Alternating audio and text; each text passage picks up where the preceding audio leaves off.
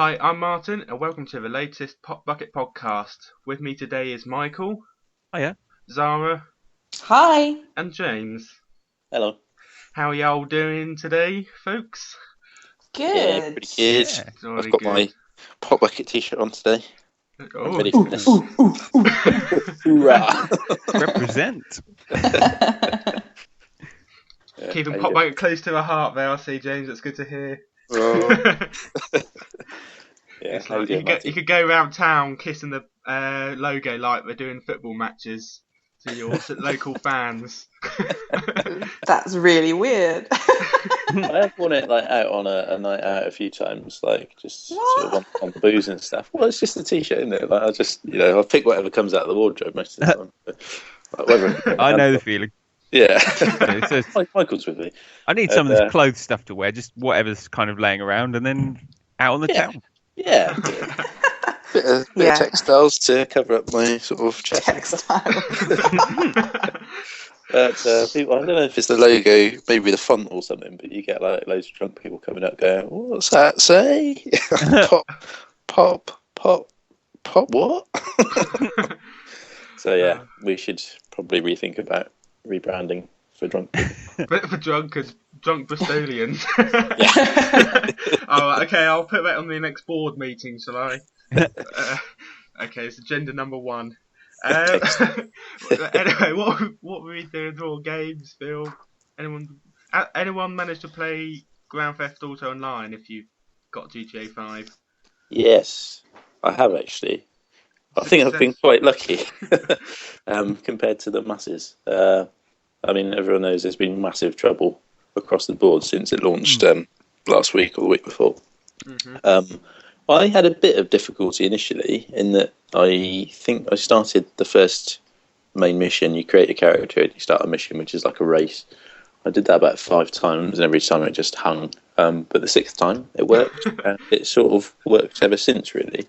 But I know, friends of mine that have been, I think they've only just managed to get onto it as part of the title update. But so it's been troubled times, I think, for GTA players. Did you have any luck, Martyn?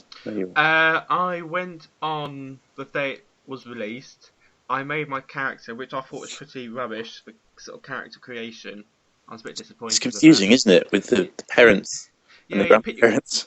You pick your grandparents, so you can have John Marston from Red Dead. Yeah, but it's worse. It's nowhere near as good as The Sims character creation. Oh, there's less options. Yeah, you have 15 options for grandparent, a grandmother 1, 15 options say for grandmother 2, and then same for grandparent, for grandfathers. And it's like, what is going on? It's like, I want it to look like me to go around causing havoc. Yeah, I managed it because I got into the mindset of actually what does my grandma, my maternal grandma, and my paternal grandma look like, and that kind of worked a bit better. So it was like an episode of Who Do You Think You Are for you? Yeah, pretty much. Yeah, but it could cause some difficulty, couldn't it? If you were adopted or something, you'd be like, I don't know, who's to say? I was looking. I was thinking, what does my grandmother look like? And I thought, well, actually, it's like I've only seen black and white pictures of her. I don't know if her hair was brown, black, blonde, or anything like that. My dad's dad died before I was born, and my dad's mum died when I was at 1. I've seen a couple of pictures of them, again, black and white. I don't actually know what they look like. This is an episode of Who Do You Think You Are? So you need to call your parents in to help you create your character. So Mum, Dad, come and get involved. Any character creation mode where you have to get the folks in just to get your character created is going down the wrong path, I think.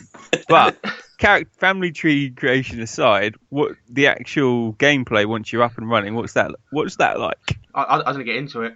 I created my character and it just froze, and I thought, oh, sod this. I haven't finished the campaign yet.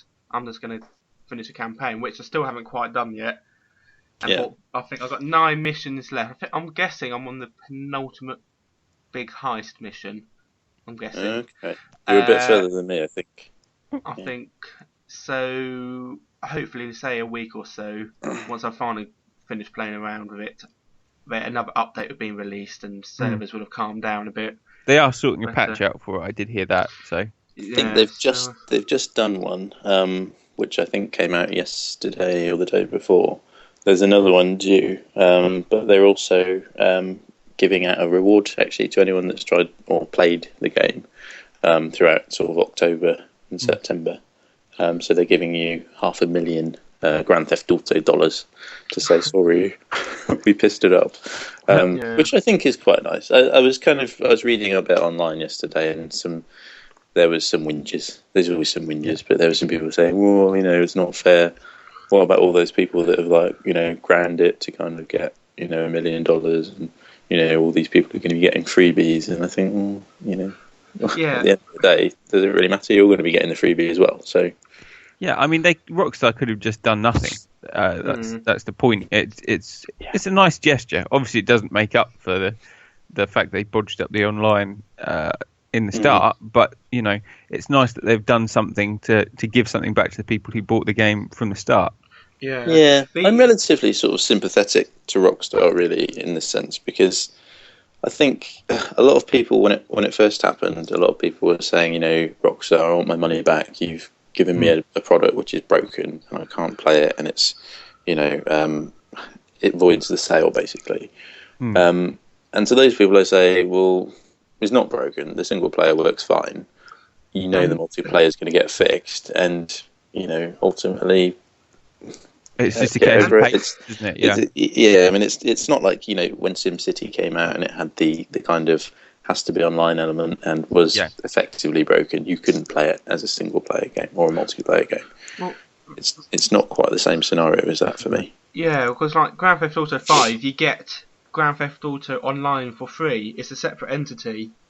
So I have been able to create Grand Theft Auto Online, but I don't need a refund because I bought Grand Theft Auto 5 and I'll be getting Grand Theft Auto Online for free. Yeah. Complete entity. It's not like when it works. Final Fantasy 14, what was the online one, and they had to refund every game, Square Enix, because no one could play it.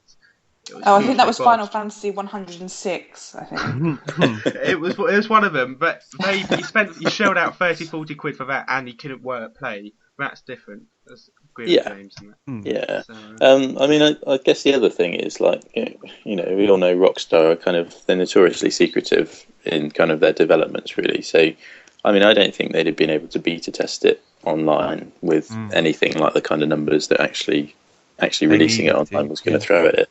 Yeah. So I kind of feel that, I don't know. I mean, the multiplayer is so sort of indicative of the single player game. So I think if they were to do quite a large beta, actually it would have kind of given you quite a few spoilers to the single player campaign. So I think secrecy was needed.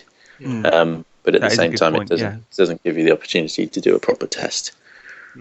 Yeah, I think that's a very good point. Actually, I think one of the reasons why it maybe is not working so well is because of the secrecy, and because maybe we should be thanking Rockstar and saying, well, actually, we haven't had too many leaks beforehand. All we had was the trailer that they put out, and then we got to enjoy it fresh, which doesn't happen very often with games. No. Yeah, and in that sense, I kind of personally, I'm treating this early kind of interim period as sort of effectively the beta for me. I mean, I've still got hours to put into the single player campaign because I'm just generally slow with Grand Theft Auto games. So, I've been parachuting and submarine diving and stuff, messing around when I should have probably been cracking on with the missions. But that's part of the fun, really. That's part of the way I play it, really. James, have you noticed Grand Theft Auto 5 got some very bad graphical issues? It's extremely. Yes. I've walked into cutscenes, the characters walked into the apartment and it's empty, then suddenly the characters appear and a sofa appears and paintings appear. It is very bad at times. I've noticed a few little glitches like that. I was doing something naughty with a prostitute in a car, and not me, my character, and the car disappeared, and it was just you humping in the air. No, my character suddenly was stood up with his head through the car, so he sort of like his head was out of the sunroof, and the prostitute was still sort of cracking on, and just loads of weird stuff, and then he disappeared altogether, and then he came back where he should have been. It's really weird. But maybe that was symbolic of what was happening. Maybe, yeah. It was a metaphor. An out-of-body experience, yeah. It was like one of those old things where like it cuts people getting comfy on a train, then the cuts out, and then you see a train going into a tunnel. Like champagne bottles going off. It's like one of those old style. It's the Freudian symbolism. Yeah. But, yeah. Right. Okay. No, it's got a few troubles, hasn't it? I mean, I initially, when I first started playing Grand Theft Auto, I installed the second disc, which you have to, onto the hard drive. But I also installed the first disc, which they started reading about that, and everyone was saying, "No, don't do it." So I quickly uninstalled it. But I saw a side-by-side comparison of how different the graphics are when you do that. Yeah. And it's quite significant actually. Yeah, it's bad. It's like when Battlefield 3, if you didn't have a big Xbox capacity, basically it was like a game from 2002, Battlefield 3. Which is a bit like what Grand Theft Auto 5 looks like if you install both discs. Yeah, it was really weird actually. But the weird thing was I didn't actually notice when I was playing through it at the beginning. I just thought, oh, it's massive. And then I uninstalled it. I was like, yeah, it does look a bit better actually. That's cool. I'm easily pleased. Well, I finally started watching Breaking Bad. Yay! When it's finished. Good Yeah. times. I know, I finally got the wife to agree to start watching it. We watched 5 episodes. I was hooked from my first one, so found it too depressing. And she stopped now, so I've got 1 episode of the first season to watch. But I'm looking forward to it. So you're going to soldier on then. You've been... Yeah, well, you've now, been hooked. The last few episodes I've been watching in bed on the Wii U gamepad. So, Nice. So yeah, I use the Wii U a lot for Netflix actually on that gamepad. Because It's got a Netflix app, does it, that you can stream it straight to the gamepad? Yeah, so then you can take it into bed for gamepad. Like I've been playing games in the bath, like Resident Evil Games in the bath. Revelation. There's a feature on that somewhere, Mike. What's the best game to play in the bath? Bath gaming, yeah. Something aquatic. Martyn's Big Bath, yeah. Echo the dolphin. So that's been really good, Breaking Bad, because I've also been interspersing that with more It's Always Sunny in Philadelphia. Yeah, Martyn, you're on some good series. I watched the first 2 series of It's Always Sunny about 1.5 to 2 years ago, and then I thought, right, I'm going to carry on watching it again. And yeah, it is amusing. The one I found funny was where they found a dust baby, DB. Yeah. It is funny, that show. It's a good show. I just finished Orange is the New Black, the first season.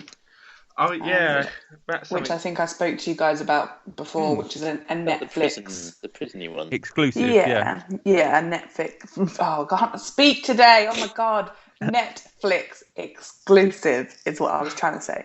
The question I put to you about that is it as good as ITV's Bad Girls of the 1990s fame? I've never watched Bad Girls, I'm afraid. Well, that was quality why TV. Were you watching it, James? Yeah, why were you watching it, James? It was good. It was top quality drama. I can't tell whether you're joking or not. I don't think he is. I think that's more worrying that he's not joking. In part, I am joking, but I did watch a good series of that. Actually, it was one of those things that the kids in my school would watch because it was on late and you weren't really meant to. And then you talk about it in the playground. And go, oh, did you see him? Did you see that woman get beat up? Oh, yeah. So it was. Wait a minute. Why were you talking in such husky voices at such young ages in the play school? Did you see that? Did you see that geezer get beaten up? Right, geezer. Did you see that? They talk like that in Bristol. Did you see the size of that shiv? Yeah, that's pretty much how it went down. It sounds like Rough Kids Bristol when they're all talking like that. Trying to be Danny Dyers. Yeah. Oh yeah, he's in EastEnders now, isn't he? All Christmas. Oh yeah, I think he's coming at Christmas, I think. If you haven't seen Danny Dyer's Guide to Gaming on YouTube, then it's definitely worth a look. Is that a parody? No, it's a Danny Dyer doesn't do any parodies. He just does himself. He just does himself, which is in effect that parody anyway, without people. But he doesn't see it that way. No, I love they did a Danny Dyer parody on this show where he does like Danny Dyer's Hardest Men or something like that, and they had one. I'm going with a commuter today. He's getting on a train. Oh, blimey! It's about to kick off. It's all getting mental, and like they're on the train. He goes, "Oh, look how crowded this is. I had to get off, mate. It was too much for me." Oh, good old he's Danny. lowered himself to. I saw an advert last night when he was in Hollyoaks. What's the Hollyoaks nighttime? Like the adult Hollyoaks one. Hollyoaks Late or something? Something like that. Something like that. Yeah. He's in that now as well, apparently. Which is... He hasn't lowered himself to that. He's raised himself up. He's just appearing in everything at the moment. Yeah. Popping up out of nowhere. Fill your boots, lad. Fill your boots. Well, he's that corner of the market covered, hasn't he? That sort of Cockney sort of hard man thing. He's a less credible Vinnie Jones. Yeah, that's what I was about to say. Oh, that's genius. Less credible Vinnie Jones, blimey. Well, yeah, I suppose Vinnie Jones, he did like X-Men 3. He has done some really big stuff. Oh, though, yeah. hasn't He did Lockstock. That was Lockstock was Wasn't good. the best. Yeah, he has done some films. He's done some films, yes. I tell you what I've been watching recently, because I like to just command the conversation like that, especially when it's got Agent Coulson in it. Agent Coulson, you mean? Coulson, that's what I said. That's what I said. It's very early in the morning. I haven't had my tea. It is. I love it because he's in it. Agent Coulson, he's in it. Agent Coulson. Yeah, call him. He does make the show, to be honest. I've only seen the pilot. We're talking about Marvel's Agents of S.H.I.E.L.D., by the way. I was going to say, you haven't announced what I knew what you were talking about, but you haven't told anyone else what you're talking about. Sorry, sorry. Anyone who doesn't know Agent Coulson is, Missing out. Not to be. Well, I'm missing out then, obviously, it seems. Well, basically, it's built around him, and I don't it's know like who him is. But Have you seen the Avengers and the Iron Man and the Marvel kind of hero films? Yeah, is he just like the leader of a secret... you know what my stance on superheroes are generally like. Yeah, I do. I forget. He's the sort of kind of lead agent, so he's not Samuel Jackson. He's under. He is not Samuel Jackson. Nuh-uh. He's kind of the next guy down the sort of hierarchy, I suppose. Yeah. He's the fanboy who has the Captain America trading cards and stuff, and it gets really geeky when he meets Captain America. Yeah. Fair enough. Basically, he does most of the heavy comedic lifting on the show, and he's brilliant. But there are elements of Agents of S.H.I.E.L.D. I don't like. Like, they've got 2 tech support people. Yeah, I know. I'm going to get into that. One Scottish guy and one American lady who, like, their whole point is to do exposition of really technical terms. Like, the gravity mass went into the yingy yongy yangy thingy and does this and does that, and it's like every time they start doing that, all trying to do comedy as well. It's nails on the blackboard. They speak really fast as well, don't they? And I think that's just an effort to confuse you, because I don't know what they just said, but it sounds scientific, so it's probably fine. It had the word gravity in it, so therefore it must be, sort of making sense. But if the reason is you just have to watch it for Coulson, I should say, because he is the man. I don't think it would be... I mean, to be honest, I've only seen the pilot, and I've heard from everyone who's anyone that it gets a lot better after the pilot. But I don't think it would be half the show without Coulson, to be honest. No, to be honest, he is the only reason... Because I'm getting fanboyish about a character that's a fanboy, which is ironic. But he is the only reason that I do watch the show, because he's such a great comedic actor, the guy who plays him. And he's such a likeable character, yeah. No, I'm glad they've brought him back, actually. Like, there's a really cool bit where he's talking to a woman that he used to like go out with at some point, and she's going, "Oh, you're looking nice." He goes, "Oh, yeah, I'll work out." It's kind of just the way he delivers line stuff. He delivers them in such a really cool, casual way that it just makes you laugh without it's almost effortless. But, yeah. Does it remind you of your life, Michael? Not especially, no. But it's an aspiration. I'd like to be Coulson. I'd certainly like to have a trading card collection and a car. Why don't you just get a room together, Mike, and be done with it? Well, love it so much. Gross. Anyway, it's definitely worth a look. It's not. Yeah. It's like all of the shows that Whedon does. They get better as they go on. So it's kind of. I'm going to stick with it and hope the same is true, and hope that maybe the tech support guys get sidelined a bit. But there you go. Yeah, I'm thinking the same, to be honest. It's really big budget stuff, isn't it? I mean, even the pilot, you could tell it was like millions of dollars thrown at it, because they had, aircraft and fancy cars and big explosions, special effects and stuff. So you could see quite a lot of potential. The only kind of thing I didn't like was one of the main Shield characters was I can't remember her name, but she's a lady from How I Met Your Mother. Oh God, I hate her. Yeah, but Zara. She only pops up in that part. She only pops up for a little while in the first episode, so she hasn't been in the second or the third. So is she not? But no. It was bad enough that she was in the Avengers. As soon as she popped up in the Avengers, I was like, oh God. Was she in the Avengers? Oh, yeah, she was like the little knob end. Yeah, that sounds about right. I remember that in the credits. Yeah, little knob end. Yeah, I don't know. What's the actress's name? I don't know. How I Met Your Mother actress, Lady. Female actress number 3. I don't know. She plays Robin. She plays Kobe. She's the one. that's the one. Yeah. I'm just seeing if I know her and anything. I'm just looking up on Wikipedia now. Sorry, you don't like her mainly because you keep thinking of How I Met Your Mother when you see her. Yeah, probably. It's just her face annoys me, pretty much. That's why I don't like How I Met Your Mother, because her face just annoys me, and she's bloody everywhere. She's all right in How I Met Your Mother. I think that kind of role appeals to her, but in a serious kind of, I'm a professional and I'm the boss of Agent Coulson somehow, it doesn't really work for me. No, I've obviously seen her in the Avengers, but I don't recognise her. But she's in the Lego movie. Worth recognising. She's in the Lego movie coming out next year. Oh, right. Ah. But, she's done How I Met Your Mother. That's the biggest thing. But I just don't recognise her. Oh well. I'm looking forward to some proper heroes coming into the series.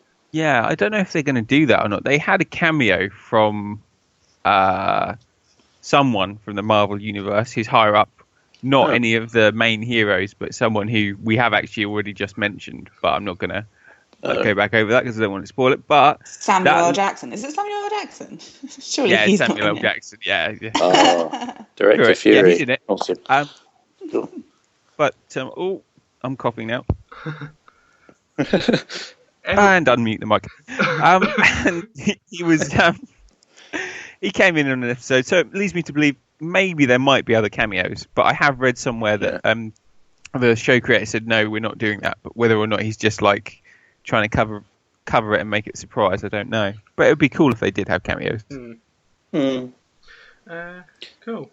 Did anyone see me dancing in any of the Just Dance 2014 videos? No, yes. thank God. No. I posted some videos. Only the ones that you put up on Instagram. Yeah, isn't it? I was put up on Facebook as well. But there was video of me dancing to Blurred Lines. So I was sort of strutting myself. There I had the Flash dance. What a Feeling. That's the one I saw. So you were shaking I was shaking it. I was sort of ran around in circles and flinging my arms about. And it made me think Martyn Newton is a man that I'd like to attend a nightclub with. The problem with Just Dance 2014 though, it's like SingStar.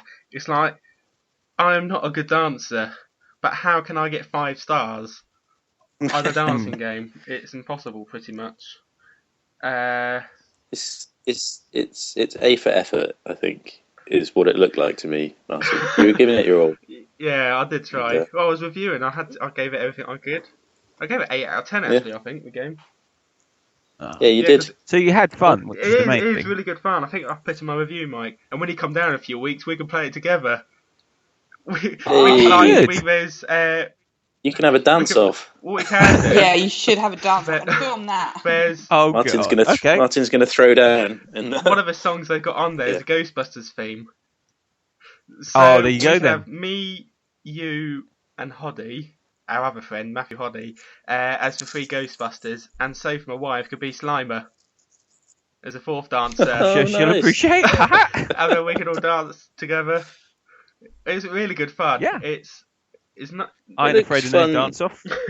I saw some people dancing at Eurogamer and they were having a good time, but they looked like they'd been rehearsing for years. Like they were perfect Yeah. in synchronization. But what always freaks me out about those games is the little avatar on screen that you have to follow. The people without any face, they've got no face, and well, I don't know, there's something creepy about them. Yeah. It is a good. Got like chalky white skin and no eyes. Yeah, it's like some sort of evil just me. apparition. Yeah. In street clothes. And That's what I look leotards. like after a night of drinking. Yeah. I'm too Well, they've busy got, just like, trying to focus on what their movements they're making are, just to even notice anything. It is difficult. It's I think the worst one for me was the guy. It was like the guy in the luchador mask, I think, just sort of bouncing about. I must have missed that. It's pretty. Yeah, creepy. it is a good game, and me and Mike, we can play that when you come down. Dance. We can all dance to One Direction. Sweet. Yes. I've been watching. What have I been watching? Bates Motel. That's been on for a few weeks in the UK now. Which about. What do you make of that? Because I haven't heard anything about that. I quite like it actually. We've been watching that about 5 episodes in now, so I think nearly halfway through. Just to explain. Oh yeah. That's about the Norman Bates from Psycho. The early years, basically. If you had to do a quick process. It's the early years. It's a contemporary prequel, so it's the early years of Norman Bates' life.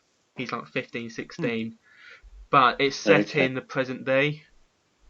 So he's got iPhone and stuff like that, messaging his mates, but it's set before the events of the film in terms of chronologically, sort of canon-wise.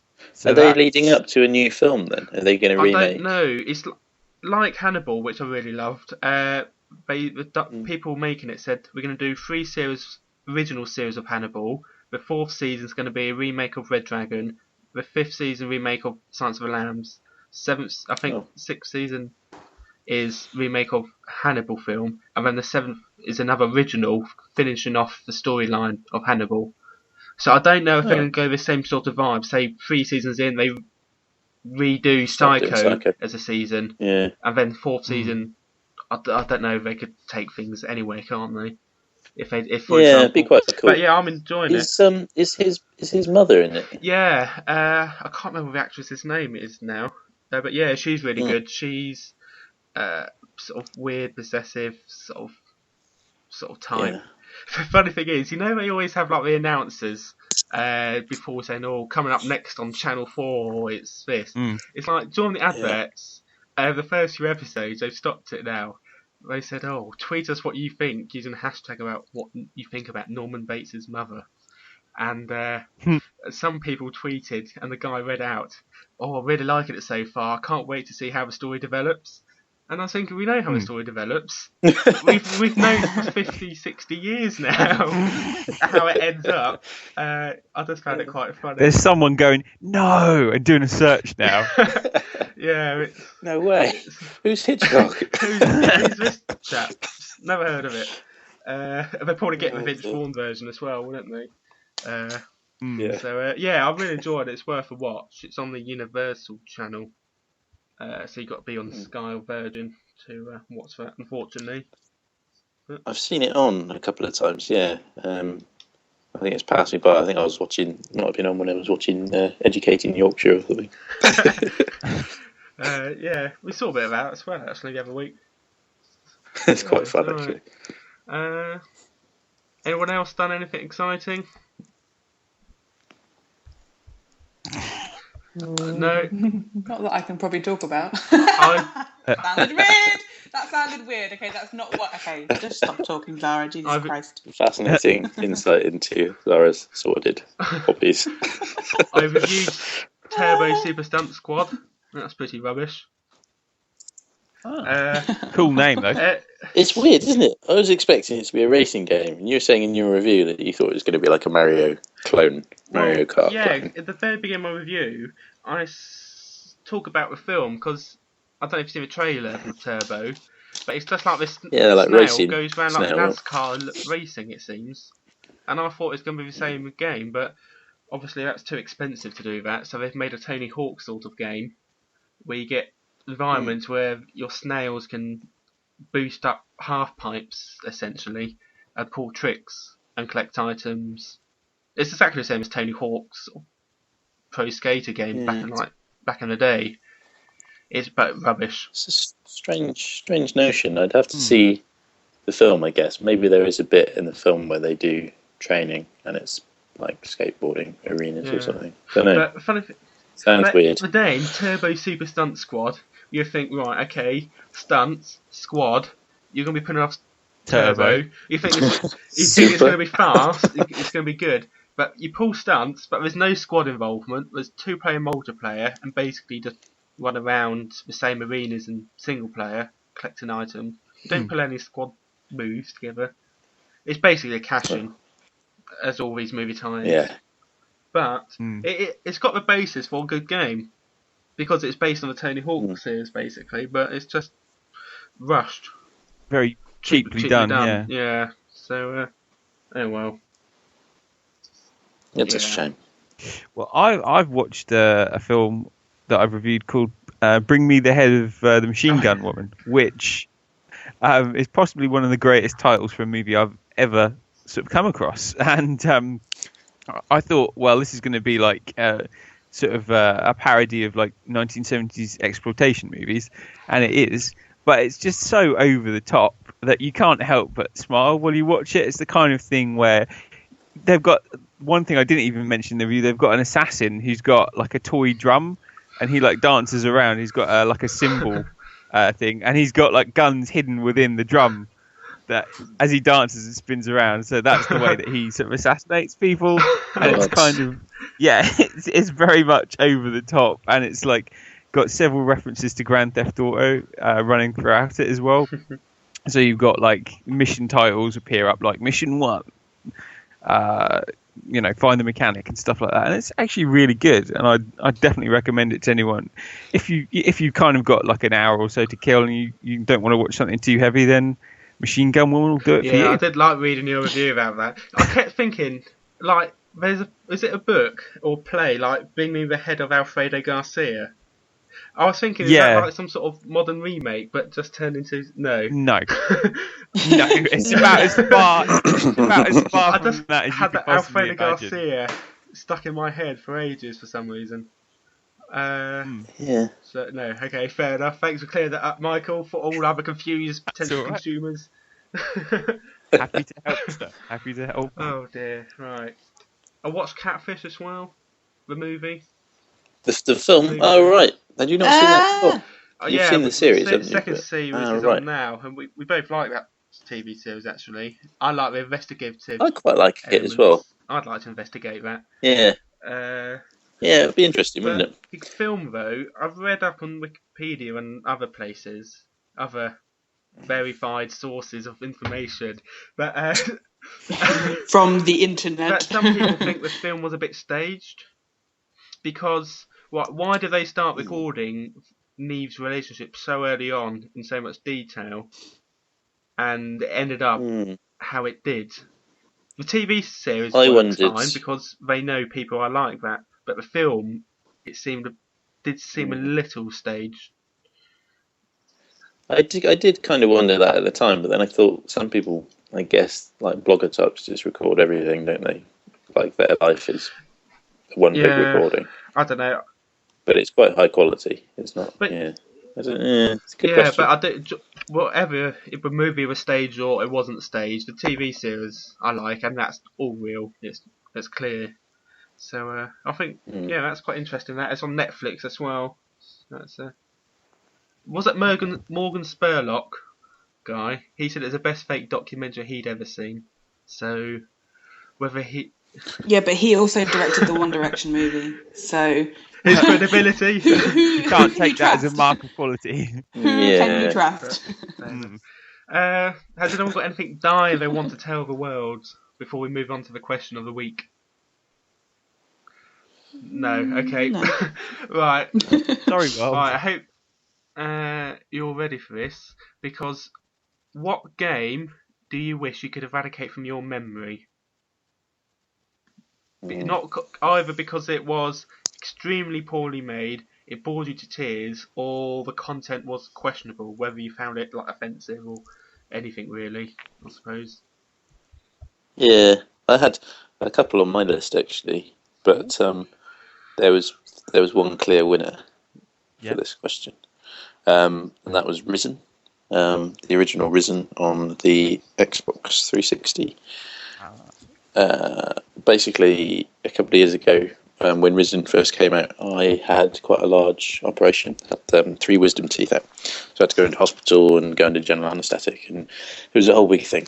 I was off work for like 2 weeks and on some really, really strong painkillers. So I kind of, in preparation, I thought I need to get myself a really good RPG, something to get my teeth into when I'm sort of laid your up. less teeth into. Yeah, exactly. Get my remaining teeth into. And unexpected pun, actually. I'm quite pleased with that. So I thought, this Risen game's come out. High promise, I'll get that. Took a load of codeine to kill the pain and sort of got cracking with this. And what I found in that game was just horrendous. It was it was the promises were so high from the developers, saying like, they kind of boasted so freely, this is an RPG in a world that's amazing, so much choice, it's the RPG the like of which you've never seen, sort of thing. And the game was just a mess, really. It was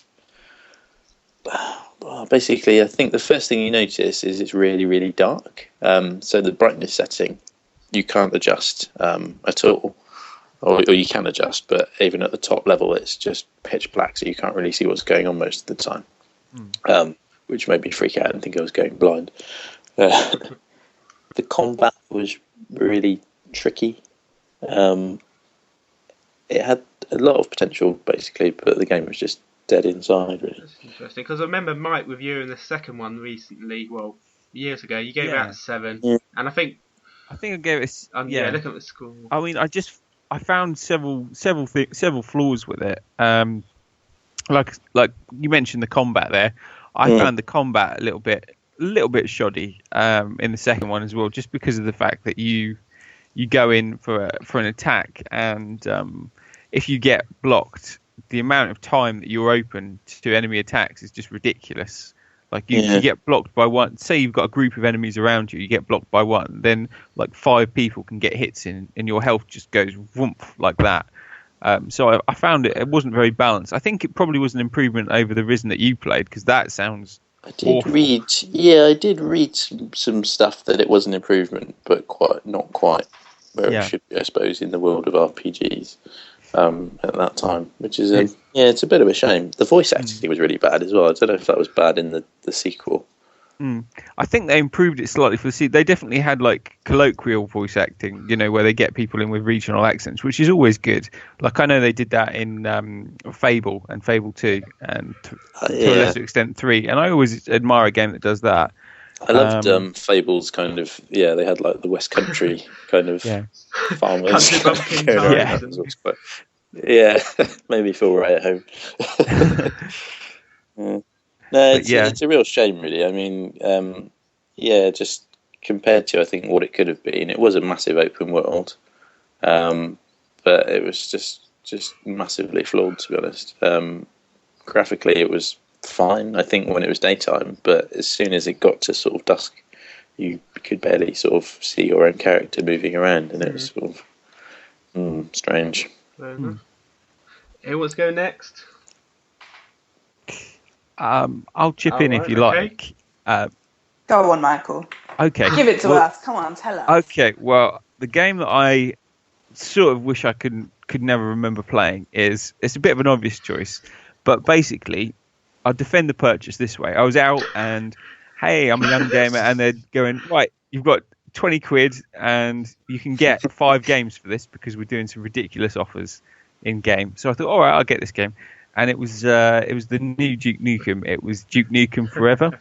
Oh, yeah. And it's not an awful game, but it has some stuff in it that is really, like, morally not ambiguous, morally dubious. Morally dubious. It's like there's a bit where you go into, and people will know what I'm talking about, where you go into an alien cave, and it's just got like this bit where 2 of the girls that you've rescued earlier basically explode in front of you, and it's like, I just felt like I don't want to play this. I mean, Duke Nukem's always been a dick. That's his character, but I think it took it to the point where I was like, I'd rather not play as this guy anymore.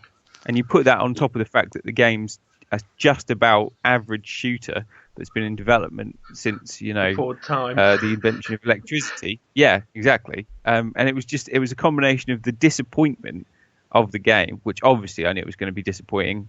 Who am I kidding myself? But it's the combination of that and also the fact that it was so tacky.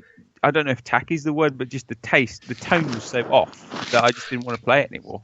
It was kind of tasteless humour, wasn't it? Because I think what you're saying about the girls exploding, they were like impregnated with alien, weird kind of babies, weren't they? Yeah. And I think the Duke's response to that was, well, they're just girls. Stuff it. Pretty much, yeah. The thing that got me in that game was I think it was on the same level as the wall boobs. There's just like random boobs all over the walls of the cave, and you could go up and slap them. And I don't know why. It's very odd, wasn't it, that level? It was weird. The doors to that level were like sphincters as well. It was kind of, great level design. That's disgusting. They were pretty. It was pretty bad. Yeah. So yeah, I wish I could kind of erase the memory of playing that. But there's a couple of good elements. I liked the level where you were running around in the kitchen, which is what I alluded to in that Turbo Super Stunt Squad actually, because you're in human-sized environments and you're going around the kitchen. Yeah, it's like micro machines, isn't it? You get in your little car and stuff. I liked that bit of Duke Nukem Forever, but that's the only bit I like that. Was unique. You had the threat of the aliens who were like normal size. They could come and step on you. And it was like playing the old games on multiplayer when you got shrunken with the shrink ray, and then everyone else was trying to step on you. That was great. But I quite liked that. I liked the sort of casino level as well when you were driving around in your car. That was quite cool on like pool tables and things. But yeah, I think the shrinky elements were probably some of the most memorable, to be honest. But that level with the alien cave or hive or whatever it was just really weird because it was completely out of sync with the rest of the game. Yeah. Really. It's like they put it in there like, this will shock them. They'll never see this coming. And it was just like, I don't know anyone that responded well to it, to be honest. So bad move. Bad move. We'll be interested. They said I think they're going to make another one because the brand's still strong and it still sells profitably. But it'd be interesting to see how they modernise it because some of those level designs and decisions probably made 12, 13 odd years ago. But it'd be interesting to see how they modernise Duke so he's more like just a tough action guy rather than extremely misogynistic sort of type. But I would definitely, if you haven't seen the zero punctuation review of Duke Nukem and the fake review of Duke Nukem as well, before it came out, you should definitely go and watch those 2 videos because they are some of the funniest, like just absolutely ripping into the developers and the people involved in the creation of the game. So definitely worth a look. It's interesting because people made Borderlands 2 or finished off their game. I reckon they just polished it up, didn't they? I think they actually got it. They finished off the code and got it out the door, basically. Yeah, I would imagine so. Yeah, had a boss that had like really big boobs as well. There's a lot of boobs in that cave. That's the same cave. Was it? It might have been. Because I think that level was set in like a big concert arena. That's right. Yeah. And so in the big cavernous area where the bands perform, that was where the big 3-boob monster, whatever it was, was hanging out. What I did like about that game was it started off where Duke Nukem 3D ended. So that big boss in the stadium in Duke Nukem 3D, probably the only 3D monster in that game, which was enormous. You basically started the game there, didn't you? But it was actually, wasn't it Duke playing a game of himself? Yeah, it was kind of like a fourth wall breaking moment, wasn't it? Yeah. Yeah. Genius. Zara, do you have something you'd like to cast a 101? I really do. And I find it really, really offensive. And when I talk about it, you need to understand that this has just ruined my life, this game. Very, very seriously, not so seriously, it has actually ruined my life. So harsh words. I am a big fan of karaoke. For anyone who doesn't know me, they will know that I go karaoke quite a lot and whatever. So obviously you have games like SingStar, which are amazing, and Lips, which is kind of not as, but it's still pretty reasonable. I can't even remember what it's called. I think it's on the Wii, and it's called Song Pop. I want to say that's what it's called. But I couldn't tell you for certain because I erased it from my memory, because that's the whole point of this. Did you review Song Pop? Wasn't that an iOS game or an iPhone? No, this was Song Pop. Yeah, that is an iOS game. That's not what I'm talking about. I'm talking about, it must be Sing something. Sing Party? Could that be We Sing? Probably We Sing, yeah. That's what it was. We Sing, and it was the pop version that I happened to have. So that's why I got confused. So that was just awful. I'm really deeply hurt by this game because it's so awful. So even the way it's laid out, it doesn't even make sense. So it's just really poorly laid out. You don't know where to press buttons to like move on. I was stuck on a screen just selecting a song for like 10 minutes. So I didn't know what to press afterwards. And I was like, well, why? Normally you can just press like A on the Wii controller and it gets you to wherever you need to be. And I was just like, okay, that doesn't work. And I couldn't see anywhere on the screen where there was a button for me to press like with the controller. I was like, what am I supposed to do here? And I was like sitting here like, all I want to do is sing and I can't do it. So, yeah, and the song choices were, if you're going to do a pop disc, you're expecting a certain caliber of song, I guess.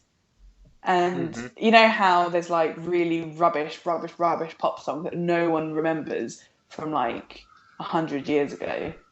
Like the really bad ones that aren't even worth mentioning to anyone about anything. And it's like they were all on it, rather than the more popular pop songs, which is funny enough what pop means, because it's popular songs, isn't it? That's what it's about. I would want "Hit Me Baby One More Time." Yeah, but a bit of Britney Spears, a bit of I don't know, Bruno Mars, I don't know, whatever. But there was none of that on there. It was like all garbage, and I was like, I just can't play this. I would basically want everything that's on the pop radio station on GTA 5. That's a great radio station. Yeah. And that's one I always listen to. Yeah, same. You got All Saints. Pure Shores. Yeah, Pure Shores. Britney Spears. Corona, Rhythm of the Night. Yeah. Of course, I haven't. Rhythm of the Night. I haven't played GTA 5, unfortunately, yet. But the radio station I used to listen to on GTA 4 was Electroshock. Oh yeah, I listened to that one. That had Simeon and people like that on it, didn't it? That was quite good. That was my favourite one, GTA 4. Yeah. But they've got Radio Gaga on one of the other stations, which I was loving. Oh. I was cruising along the mountain road with Radio Gaga. Oh, they've got the next episode, I think, by Dr. Dre. In fact, they've got loads of Dr. Dre on there, which is really good. Like the really old West Coast classics. Yeah, you need to have some Dr. Dre on there if you're gonna do it real. Yeah, yeah, you need. You've got a bit of Snoop on there as well. Gin and juice. That was cool. I was bouncing to that in my lowrider. That was quite. What about you, Martyn? What's your game? I had a couple of ideas. I was thinking The Croods Prehistoric Party, that terrible 3DS game I reviewed. I remember that had a that. nice little sloth on it though. the only good thing was the slow from the cover. You liked the cover that was art, very didn't you? sweet. That was about was it. cute. That's the best That bit. was cute. You should have just made a that game is- where you just look at a sloth for a That period of time. was probably the worst game technically I've played, but one I've probably consigned because it was so boring was Body Count. Body count. That was Body A shooter. that is an FPS game made by Codemasters, as in the racing people. All right, And it was after this game came out that they decided, right, call it a day. yeah, we're just gonna rebrand ourselves Codemasters Racing and just do racing games, because it was so boring in every single way. There's like every other level was like this weird sort of army base, like futuristic base you had to run around in, and it was like the most copy paste environment I'd ever sort of played in. It's like every other level would literally seem to be the exact same level you've just played. It was so boring, and it was just poor in terms of its animation, graphics, gameplay. Didn't do anything new and exciting. It was just the most average game. So it was possible. more like it didn't do anything particularly like bad, but it was just so bland and so mediocre everywhere that you just like it really sapped your will to play it. Pretty much, yeah. It's all because it also made a company realign its strategy. It does sort of go to show. If I was to have reviewed it, I would have given it 5. Yeah. Because it's perfectly playable. Well, don't get me wrong. You can perfectly play the game and shoot things well. It's no weird glitches. It's not broken in any way. But it's just you would never ever want to play it. For the same price, you could have bought something like Modern Warfare or Black Ops, and it's just like it shows you the gulf in quality between designers and level asset creators and stuff like that. It's just so tedious playing that game, and yeah, I'd consign that out of my memory. I get my memory zapped by Will Smith with his light pen thing for that game, because it's just not worth playing. Because I do quite like playing some bad games now and again to make me appreciate the really good games. It's like playing something like The Croods makes you realise how good other games are. I've got kind of a morbid curiosity for bad games. Like, if I read about a bad game, I think, I'd like to play that. I'd like to see just how bad it is. Yeah. But I want to play that Ride to Hell Retribution. Yeah, same. I want to play that. Just because that got 1 out of 10s all over the place, didn't it? Well, that game is effectively broken from what I read. Like, it just, things would just happen randomly. Like, you would be riding down a motorway, and then you'd be riding down a mountain, and then you'd be dead. All in the space of that is true. 10 seconds. Yeah, that is true.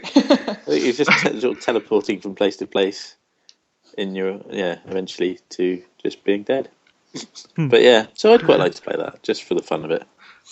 I will buy that. I did see that in was at CEX the other day. I was thinking, right, it's still 15 quid. That's far too much. I'll wait till something like £4 or £5. Yeah, we should have like a PopBucket copy. We can pass it around and talk about it. And then split £1 each between us, sort of limits the damage to our wallets and mine.